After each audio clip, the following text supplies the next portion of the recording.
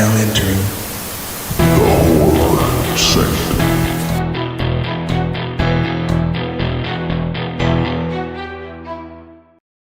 Hello and welcome back to the Horror Sanctum podcast. I'm Jay with John Kellen, and we are joined today by our gal pal, Lena Delphier. Lena, welcome back. Thank you for having me. Always a pleasure. I was thinking, you guys know what I wish I had? I wish I had like a cabinet of curiosities where I could just reach in, grab a cursed chalice or a haunted pocket watch, or I don't know, even a wooden mannequin that can help me seek revenge on the ones that have wronged me. Is that really so much to ask? I don't think so. Speaking of wooden mannequins with a thirst for revenge, this week's movie is 2024's Oddity, directed by Damian McCarthy. We mentioned before in a couple of other episodes, this year has been riddled with hyped horror movies. Oddity's maybe on the lower end if you don't have your finger on the pulse of horror like we do, but it's been on my radar for a while, so I was excited to finally watch it. If you're not familiar, after a brutal murder of her twin sister, Darcy goes after those responsible by using haunted items as her tools for revenge. And as always, spoilers. Spoilers galore. And Lord knows I can't talk about anything without giving something important away, which I'm definitely going to do. But first off, let's just start by getting this out there. Congratulations, Shudder, on making the best A24 film that A24 didn't make this year. This movie... Nice. This movie, for all intents and purposes, looks just like something straight out of A24, minus the weird last 10 minutes that makes everybody uncomfortable for the wrong reasons. I enjoyed this movie. I think that the time is perfect. I think the story moves along at an appropriate pace. A lot of times movies like this, the writers get a little too much into their writing head and want to draw things out and make this a 2-hour film, and this is not a 2-hour film. I think the one thing they messed up, and here's the biggest spoiler, is killing the medium, or whatever you want to call her, the one that could see visions. I feel like you could have made probably a couple of films based on this premise of being able to read objects. So we have Carolyn Bracken. She's the lead. She plays both sisters, the one that gets murdered, and then the one that we see throughout the rest of the film. She's phenomenal, just as in general, both characters that she plays. I mean, we don't get a lot of the one sister because, it happens quick. And I appreciate that. I appreciate they didn't try to draw that out, try to make this a long story. And then half the movie is just her being creeped out in the house. They get right to, the crux of what the story is going to be about. And then they move on, which I think is fantastic for this kind of film. We don't need a lot of background. We don't need a lot of storytelling on the front end. We need the storytelling towards the climax and the finish of the movie. The attention to detail in certain scenes is so good. That mask that the killer wore was so creepy. It's something so simple of just that white face. It still has the details of a face, but it's completely white like a porcelain doll, and it's just, there's something so creepy about that. And it goes back to Michael Myers and Halloween. Like, his mask is not over the top. It's part of the reason that A Violent Nature was so hard for me to just really give a good rating to, just because the mask was so awful to me. I know some people liked it, but I thought it was just so clunky and over the top. The Minion mask. I think it looked like a minion, and someone on our Instagram said I cannot unsee that now. Oh no! Every time they see it, it's just like an orange or red tinted minion. Yeah, it was such a bizarre choice, considering you were going in the route of a Friday the 13th. Again, another understated white mask. Granted, the further the series goes along, the crazier the mask gets. But from Friday the 13th 3, the iconic hockey mask. Sometimes simplicity is best, and this movie thrives in simplicity. It's not overly complex. Any kind of supernatural horror, you have to kind of suspend, your disbelief of things. a little bit, that this blind woman can touch objects and see what happened in such vivid detail that she can. But I think that's a unique twist on this whole thing. Typically, it's kind of like a who done it kind of thing where the sister is unraveling the mystery of what happened. And this, she finds out as soon as she gets the glass eye. As soon as she touches it, she knows everything that happens and she starts her plan for revenge. But yeah, again, like I said, I hated that she died. I hated that the guy kind of won, although obviously the twist in the ending with the bell, he didn't really win. And I think that was such a good visual, to not have anything happen to him, just for the camera to show the wide shot at the end with the bellman behind him. I just thought that was such a cool thing, because you kind of see the smugness in his demeanor change from being kind of afraid that it might be true, and then thinking, well, I win, and then he didn't. Yana is my favorite non-main character in recent memory, because when she got the opportunity, and we complain about this in horror movies all the time, why are you running upstairs? The front door is right there. She got the F up out of there. She found her keys and was gone. And it wasn't like, I'll come back. No, she was like, don't call me. Don't talk to me. I am out. Peaced out. Dude, I want no part of anything that's going on in your direction.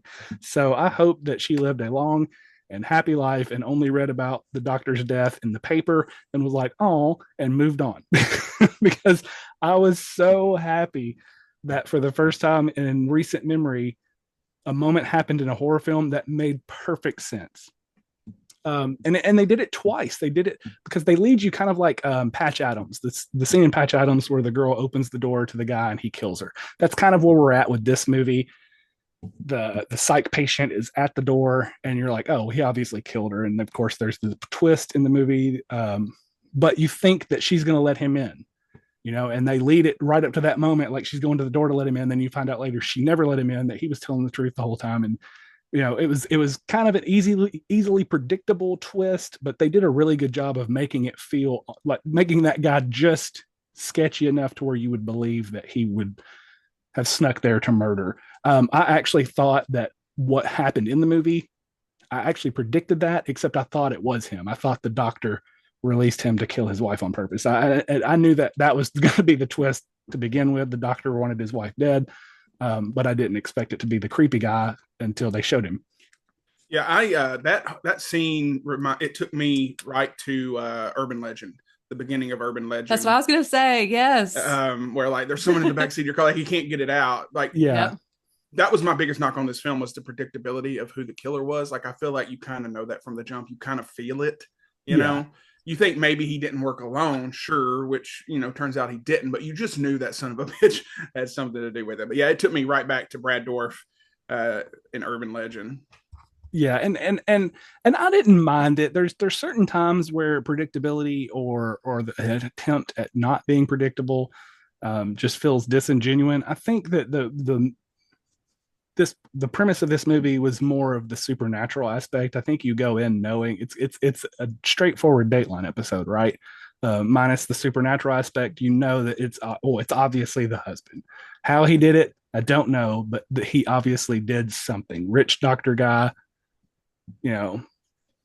meets cute drug rep or whatever she was, and of course, the easiest solution is murder.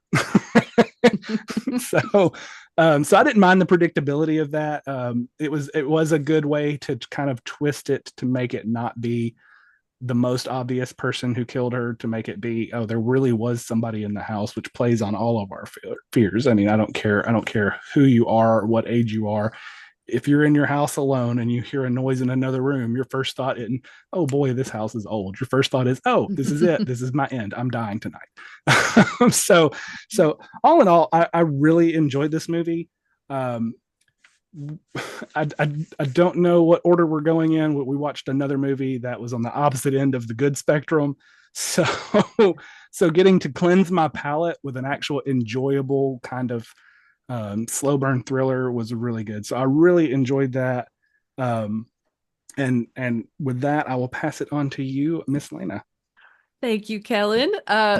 Great review. I agree with everything that you said. And I just wanted to start off saying how much I appreciate original horror that we're getting these days in a world of prequels and reboots and remakes and whatnot. It's just so refreshing to see just original horror. And I really wish that I'd seen this in theaters because it would have really scared the daylights out of me. And I will say, lately I've been watching movies with my AirPods in, and that really just puts me in the film. So I watched this with my AirPods in, and I was just like, trembling under a blanket, like just terrified. That opening scene just sent chills down my spine. And me being me, I always put myself in the situation. What would I do? Definitely not let that guy in the house, which, as we see later on, he wasn't such a bad guy after all, but I digress. I loved the setting of the house. It was the perfect atmospheric tone with the cobblestones and the dark corners. Like, it was beautiful during the daylight, but at night, a house of horrors, if you ask me. Even after And the it does renovation. jump scares really good. The Yes, few jump yes. scares that are in this movie, I forgot to mention that, but the few jump scares are really, really well done. Yes, when you were talking about the white mask, like when he popped into the screen, I literally screamed, and I was like, I hope I didn't wake my toddler up. But anyways, and also the asylum, the rundown, grungy asylum that Ted worked at. It's just creepy. I loved the cinematography of everything. Everything was very symmetrical. And, not to mention the landscape was just beautiful. So it set up this like beautiful scenery, but then like this just horrific, terrifying use of like light and shadow. I love that, a movie with not a huge budget, when you can play with lights and shadows like that, I can really appreciate it, especially for a supernatural film. Um, in the camera shots through the little peephole in the door, that just really creeped me out. And then the tent, like it just built this tension. And that's really why I just jumped out of my skin most of the time in this movie. And like you said, bravo to Carolyn Bracken for playing two characters.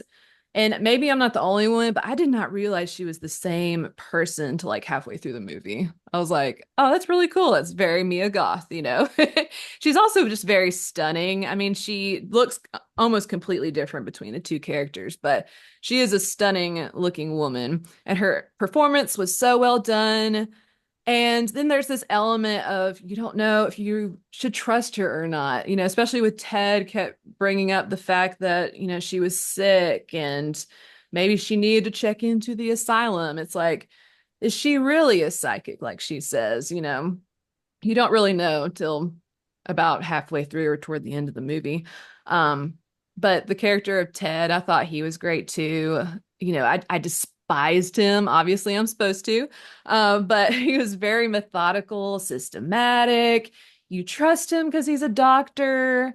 And I will say, I should have seen it coming that he was the killer, which I guess he's not necessarily the killer. Ivan was, but the way that he is just so manipulative and narcissistic. He had Ivan kill his wife because he says she wouldn't be able to live without him or some BS. And it just makes you despise him even more.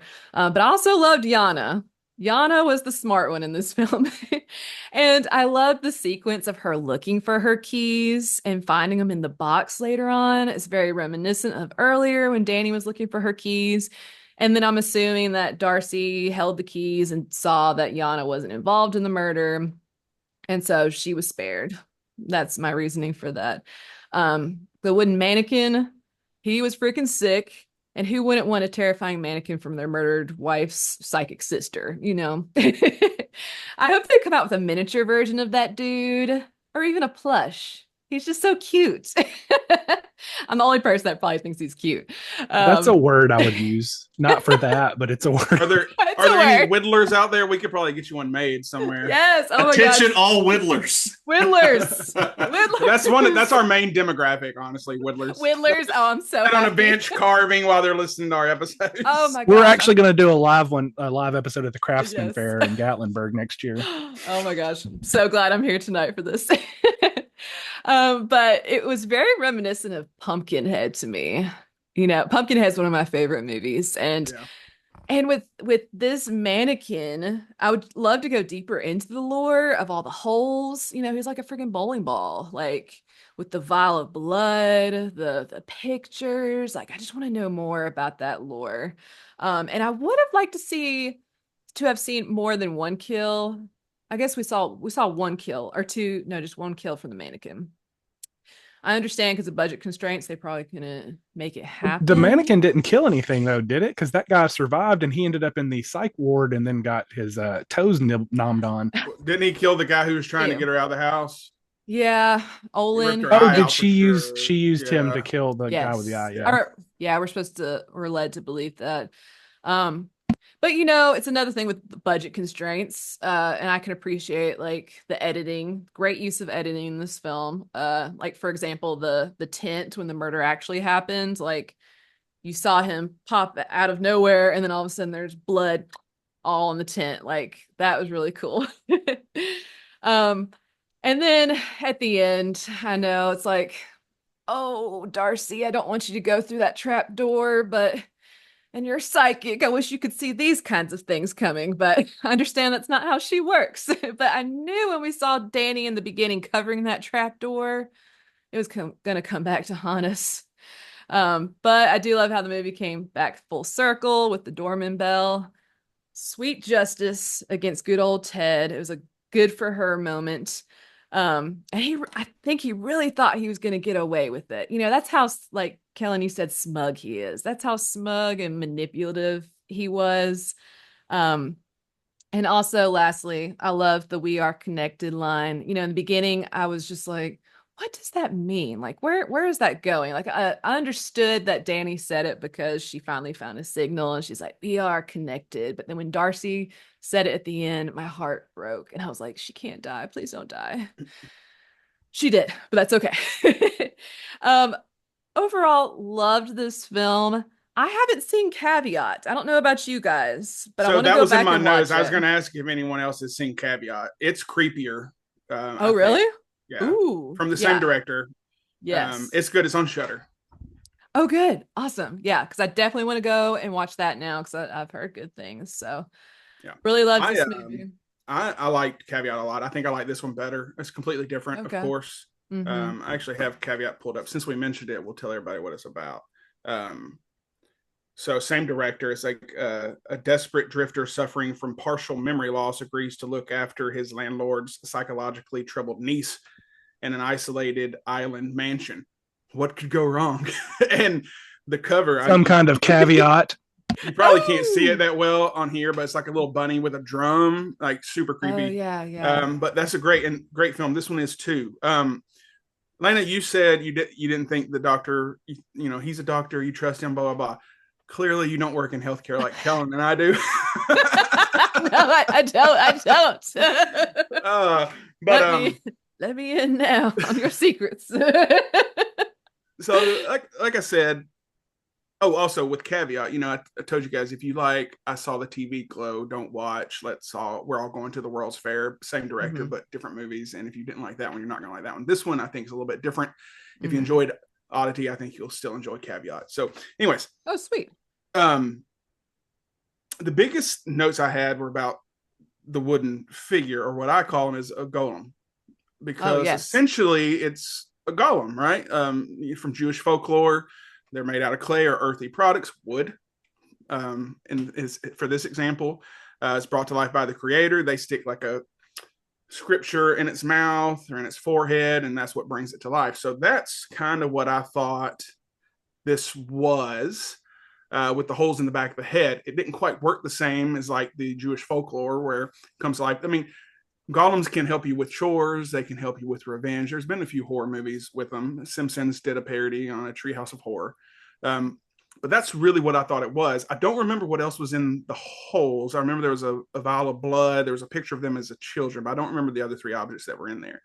But I imagine she went to this with a plan, and that's what those holes were. It's okay, like blood of her sister, blood of herself. Like maybe that was some sort of a sacrifice, like a blood sacrifice to get things rolling. I'm not sure. Mhm. Overall, I thought the movie was great. Like I said in the opening, I was very excited to watch it. We all watch it on a website. And now that we've learned that if you have Disney Plus, you can't sue them if your wife gets murdered at a theme park because you have Disney Plus. I don't have an issue with pirating. I also don't think the website is that piratey. If I'm being honest, I think John would agree. It seems that way, but it's more like a crowdsource thing, and you can pay, buy in, yada yada yada. I'm getting off subject, but so as soon as I saw that face, Dear FBI agent that watches us, I have never once used that site. Please do not check my IP address or any connected. Those are TJ's friends. Devices. They're not watching because TJ's not on this episode. So TJ Stone is who you're looking for. So. T as in T and J as in J. Anyways, I thought it was very well done. The atmosphere was eerie. You know, the tension was thick and palpable. We don't see the girl get murdered, right? We just see like he's standing in front of the tent and then boom. I appreciated that because I know Kellen is the biggest objectifier of this, of how these movies now have to do so many violent kills to get on people's radars. Terrifier in a violent nature, there's others. So it was simple and less was more in that case. The mask was creepy. It's, you know, you can buy it at any party store around Halloween. It's very Squid Gamey, I thought. The creepiest part was how rapey that guy was. That too. That whole scene where he was describing the murder and he was like, and maybe it's a sexual assault. And he's like, no, we're not going to do any of that. But what if we did? No, we're not going to do that. But I'm just saying, like, if it came to that. I did hear it's not going to come to that. Yeah, on another podcast, someone brought that up because they were like, was he hitting on Dr. Ted? I don't know. I'm sorry, you listened to a different podcast, isn't it? Oh, no. Oh, I mean, let's move on. But in a year of over the top horror, something that's so simple as this one really made an impact on me. I appreciate it. I loved it. Yeah, I thought it was very well done overall. Now, this is the part of the show that we dread coming up. I've already got a text saying someone's going to bring the mood down. Maybe he was lying, maybe he's not. But let's go see what Johnny Boy thinks. I didn't really honestly. No, John's having technical difficulties and can't say anything else. Let's just move on to the very end and what the rankings are and skip John altogether. Yeah, right. If it looks like I'm on a CRT TV, it's my video card. So yeah, there you go, for real. When I first watched it, I had one rating. I thought about it a little more. I watched it again.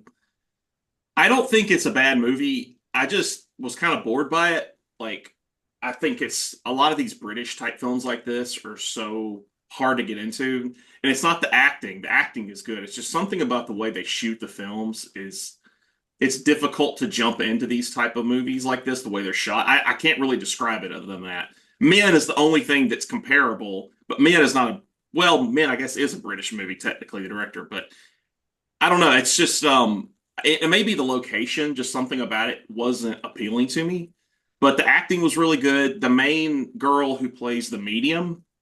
So when I saw the poster, I thought that it was Andrea Riseborough from Mandy. She was Mandy in Mandy. I thought it was the girl from Game of Thrones, the giant blonde. My husband also thought that. Yeah. Yeah. So Andrea Riseborough. Brienne of Tarth. Yeah, Brienne of Tarth. Oh, yeah. So there's an episode of Black Mirror she's on, and she has this same haircut. Like, it's a Black Mirror episode, I think season 2. Andrea Riseborough, and it's one of the craziest Black Mirror episodes I've ever seen. Because, like, it's about a murder, and then a video captures the murder, and it keeps going. Look it up, though. It's really wild. So I thought she was in it. It kind of just from the poster. The husband, actually, I figured out just before this started who that was. He played Brian May in the Queen biopic. He was one of the members. Oh my God, you're so right. That's insane. And it didn't click. But yeah, something about the eyes and all. I was like, where do I know this guy? Which that movie's awesome. I definitely recommend it. It's slow burn. I kind of figured exactly what was going on early. I knew the husband probably did it. I first thought that it was going to be like a Buried Alive type thing. Like if you've ever seen Buried Alive from 1990, where it's the husband, or in that movie, it was the wife and a lover. In this one, I thought, well, the doctor and what's her name? Yana, they were going to be together in on it, which surprisingly, she was not in on it. What did really confuse me was why did the orderly agree to kill his wife? Was he getting paid? Did they explain that? Because I don't recall him saying why he would do that for that guy. Because he wanted to be rapey. I mean, yeah, but like He could have that's a been lot. a general I'm feeling psychopath, rapey. you know? That's a lot to ask. Like you work so like, by the way, so I want to kill my wife. I'm not going to pay you. Well, Would I you mean, to be interested fair, he in, did ask a like- lot of questions. He wasn't just like, yeah, I'm in. He was like, but why? The doctor's like, but this. He's like, but are you sure? And then once he realized the doctor was in on it, he's like, okay, well, while I'm in there, no. Oh yeah, yes. Yeah, I Dr. mean, I just Dr. thought it, Ted is just he was too manipulative, I guess. I don't know. I just that part was kind of silly to me. They didn't really explain that, and I just the minute I saw that doll, I was just kind of like, I was like, okay, is the doll gonna like take possession, and like, what are they gonna do with this doll? Um, I don't know. I just something about it was kind of predictable, and I just was bored like the whole time. It wasn't a bad movie. It was acted well. I was just so bored by it, and by the end of it, I was just like, okay. And then the very end, they get the package, right? So it's the package where it was aimed. The main psychic girl was like an insurance policy, right? She doesn't get it. The package comes in. I don't. They didn't really explain that because he gets his package and it's so fast, and you don't see it. So then this happens, and you're like, why the fuck did this ghost just kill this guy? So I don't know, like something about it just didn't really work for me. I mean, it's not like a bad movie, but Was it's it the lack of definitely testicle stomping? Is that what turned you off on this movie? that's actually what it was, Kelly. It needed some Maxine testicle stomping. No, I don't know. Shudder original films are so hit or miss because some of them are really good and some of them are just not great. And I don't know. This was one of those where it was kind of in the middle. I didn't think it was terrible, but I think everybody will forget about this movie in like 2 years. It won't even be remembered. So yeah, there's my Debbie Downer for you. Would you rather watch this or Talk to Me? Which one did you like better? I would rather watch this. Talk to Me was Okay. terrible. This was competent. It wasn't bad. I didn't want to have to replace you, but you answered correctly. Vito's the replacement. All right, Kellen, were you about to say something? No, I didn't. Well, you motioned towards the. I was going to, but then somebody else said something, and then the ADD in my brain was like, whatever you were about to say wasn't important, idiot. And then it Happens shut to the off. best of us. That's fair, and like Shudder's hit or miss. This podcast is hit or miss with you because I never know what you're going to like and what you're not going to like.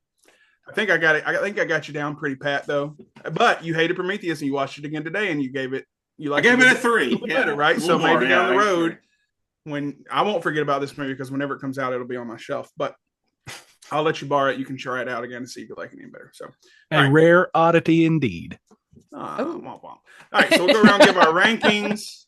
Give our rankings, close up shop, and move on. So I already did this on my Instagram page. I can't remember what I gave it. I think I gave it a 4. The more I've thought about it, getting ready for this episode, I think I'm dropping it down to a 3.5. It's one of those movies where I really enjoyed it while I was watching it the first time, but I don't know how much rewatchability there's going to be. It is a movie that I was like, hey, go watch Oddity. Like, it's a movie I would tell other people to watch. But I don't know what the impact would be going forward upon multiple watches. So I'm going to drop it down to a 3.5 for me. Kellen? I would say rewatchability for horror movies is hard. I think that's when you get into those upper echelon horror movies, when you get the ones where there's a rewatchability, even when knowing, I mean, like Halloween, Texas Chainsaw Massacre, even some of the newer ones, Scream and things like that. They have a rewatchability. X. You mentioned Texas Chainsaw Massacre. You're legally obligated to mention it. Definitely not Abigail. That movie can rot in hell where it belongs. That's blasphemy. That's blasphemy. It is very blasphemous. But I think, and before you're ranking, you're listening at home, Mickey's Mousetrap is a movie we're going to be doing in the next couple of weeks. It's the first movie that's featured Steamboat Willie since he's become public domain. And I swear on this show, in front of all 20 people listening, if Kellen, if you give that movie a bigger rating than Abigail, I will fucking come finish the job that woman tried to do to you Friday. Whoa! I can say Ew. this with love to my best friend. Aw. Well, I gave Abigail a 0, so there's not a whole lot of room. That's my concern, dude. That's my concern. That's I will funny. say the set work on Mousetrap was way better. The lighting in I love in Dave and Lena's, Buster's too. We all love room Dave is and basically Buster's. the lighting from that movie. The set work on Mousetrap David was not Buster's. better than Abigail. Are you kidding It was me? 100% better Are you because I would kidding actually me? want to go to there. Would you Mousetrap- rather go to that creepy manor, or would you rather go to the set of Mousetrap and play in a ball pit? Mousetrap literally looks like it could have been filmed in the Smyrna bowling alley. I'm not even kidding. I don't Shut like the your logic Murphy's that you're whore using. mouth. Boom. I don't like the logic you're using there, Kellen. Um, All right, what's your ranking? what are we talking about? Okay, so rewatchability in horror is kind of hit or miss. Like I said, it's those upper echelon, those nostalgic, those classic horror films that we can rewatch because they're comfort movies for horror fans. So I don't knock this one for not having great rewatchability. I mean, one of the greatest dramatic suspense movies of the last 30 years, The Sixth Sense, has almost zero rewatchability, but that first watch is so impactful that gives that movie a higher rating than on a second or third watch. So I get what you're saying with, like, you watch it again, you're like, no, wasn't as much. But I think that first initial watch is what I'm going to rate it on, because I'll probably never watch this movie again. But that being said, it's a good hour and 30 minutes spent. If you're into horror, if you like suspenseful movies, the use of black space in this film, like I said, the jump scares, it's done really well for the budget they had. And there's movies with bigger budgets that don't do as much as this movie does, in my opinion. All that to say, everyone knows my rankings. My ratings are skewed because I'm very stringent, but I give it a 3.5, which for me is a really good rating. If I give something a 3.5, you should probably watch it. Yeah, that's a solid recommendation from Keelan Lee there. All right, Lena. All right. I am the opposite of Jay. So I was starting off at 3.5, and I think I'm bumping it to 4. And that's because of the great use of their budget and the editing in the movie. Just using what you have to make such an impactful film. And it's a blend of mystery, thriller, supernatural. It's got all these things that just hit right for me. So mine's gonna be a 4. So that is pretty high for the films that I've seen this year. Which I also gave Romulus a 4, but I think I bumped it to 4.5 because I really liked Alien Romulus. It is very good. Very it's good. very good. I think I'll have a ranking on that Wednesday. I'm probably gonna be a 4 on that. But Yeah, I mean, in IMAX, blow your mind, like literally and physically. I'd love to see it in 40X, by the way. yeah, That would that'd be cool. awesome. Anyways, Oddity, great film. Highly recommend to all my horror fanatics. I don't know when it hits Shudder. Do you guys know by chance? It's just I for don't rent know right for now. It was July 19th, I think, was when it was released. So I don't know Oh yeah, what so their time frame is. yeah, because I know like In a Violent Nature is the middle of September, I think. September 27th. Nice, because I still haven't seen it yet, and I'm waiting for Shudder to stream it. So I could see Oddity being more toward the holidays, but either way, $7 well spent. Yeah. And if you want it for free, hit us up. We'll give you a website to go to. All right. That's right. We will John? not. I have no affiliation I with these don't people, know these with these guys. heathens. So, yeah, with Romulus, I'll say I liked it a lot. It was really good. I wanted to give it higher. The fan service stuff knocked it down for me. I think that was the biggest knock on it. And I understand why they do that, but that was probably the biggest thing. The ending, that is what it is, right? Another episode for another day. Exactly. For this one, I would say like a 1 out of 5. I'm kidding, for the record. I wasn't even gonna do that because I knew the minute I got On your one, tits, Kellen. Jay was like, I'm gonna kill him.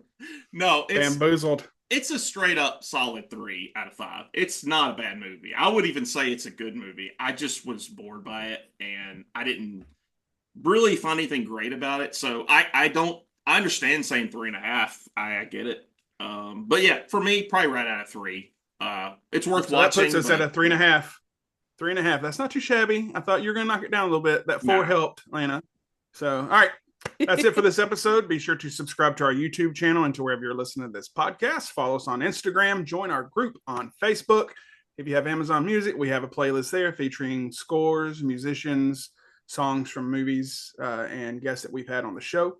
It's a pretty solid playlist. Before we go, Lena, take a second and tell us about Zombies in My Blog. Yes, thank you. I just started writing for a website called Zombies in My Blog, which is a blog not just about horror, even though that's my niche. It's all different genres of movies, just pop culture, games, music, whatever.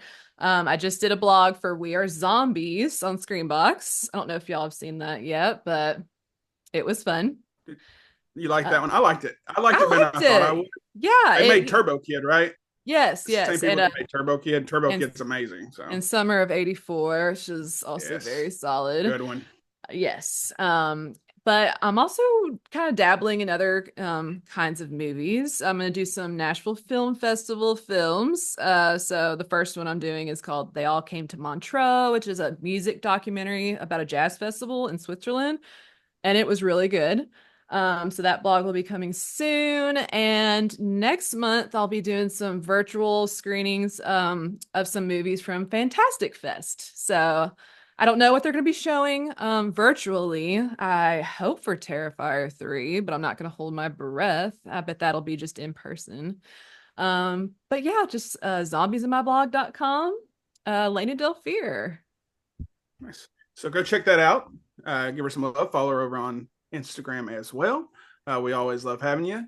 You bring a nice little perspective, and you're prettier than all of us, so that's nice. No, y'all are all prettier than me. Thank you so much for having me. I love hanging out with you guys. Absolutely. All right, so signing off, I'm Jay with John, Kellen, and Lena, and until next time, keep it spooky. There it is. I saw John darting back and forth.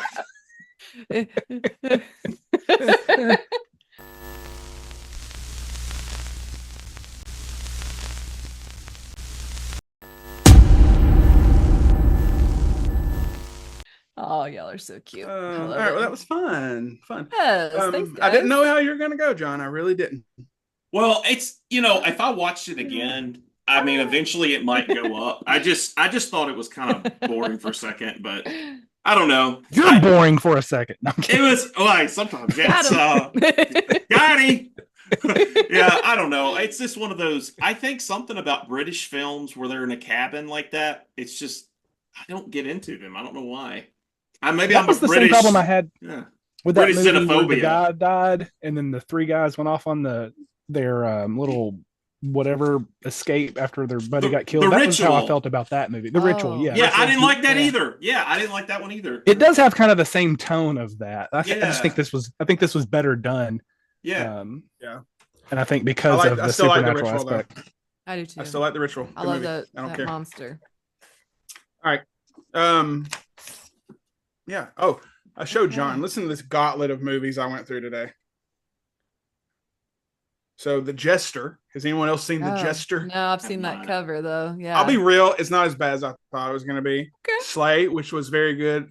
I love Slay. The original with drag queens fighting vampires. Yes, good so flick. Good. Yes. Death to Metal, which I sent to Kellen, which is uncorked. So it's going to be at the Dollar Tree, but it's kind of like Deathgasm and Straight Edge Kegger with a lower budget. Good flick. And then Girls School Screamers, a trauma flick. I went through it today. Yes. You know what might be? You know what might be a good idea? There's so much horror that we could watch. And sorry about my gnarly arm. That's my airbag jacked me up. Yeah. I saw the front, but oh man. Yeah. It hurts. If we tell everybody it's a mole. I was gonna say, if we did some shorts of some of those more obscure movies that we're probably never going to get to, because I think Deathgasm is such a good movie, but it's not one that I think we could devote a whole episode to. Well, I bet we could. They're making a sequel. Is that the heavy metal movie? Yeah, and they're making a sequel right now, and they made it into a comic book. I think that if we could do a full episode on that, I really do. Well, I would love to, because Deathgasm is one of those.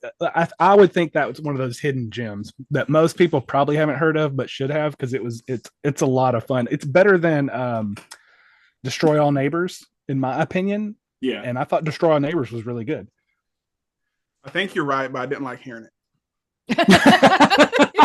Like when you said it, I'm like, no, but then I said it, I'm like, well, it's because, yeah. I think it's because Alex Winter is in Destroy All Neighbors, and he was fantastic He's in that. great, But I think yeah. as far as the movie, as a whole, Deathgasm was a better film. All right, that's your homework. Have y'all seen Strange Darling yet? I haven't Not yet. yet. All right, I'm going tomorrow. I can't wait. Nice. I have my movie pass, and I used all my points yesterday for Romulus, but I do want to see that when everybody's talking about it. But I know. Can we all just acknowledge? I know this is so off topic, but can we all acknowledge how amazing the movie Hot Rod is?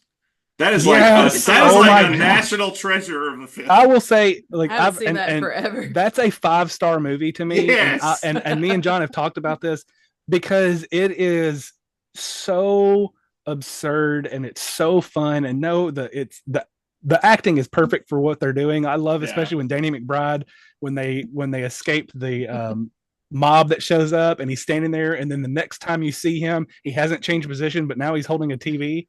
Yeah, We're in the mob, but he wasn't holding a TV when they all showed up together. I'm like, the editing and like, they didn't care, but it's so funny from start to finish. And the fact that the movie ends and he never once hits a jump never tickles me to no end. At no point, the pool one and the very first jump, I laugh at every time I watch it. And then when he falls down the mountain, I lose my shit. The Hot Rod is a 5-star movie, and I don't care what anybody else says. That movie is one of my favorite comedies of all time. Oh man, it's amazing. it is. Anything Danny McBride touches is comedy gold. Anyway, I've been drinking Red Bull all goddamn day. Sponsored by AM Radio. I was like, what? AM Radio? This is my hat now. This is totally my hat. Beautiful. All right. No, you do not party. Lana, thank you again. Yes, like I said, thank you so much. Yes, we amazing as always. Thank you. Going in the future, since TJ is working. So yes, we'll see. Just let me know. I'm around. We'll do. Awesome. All right. See you guys. Adios, Later, amigas. y'all. Peace.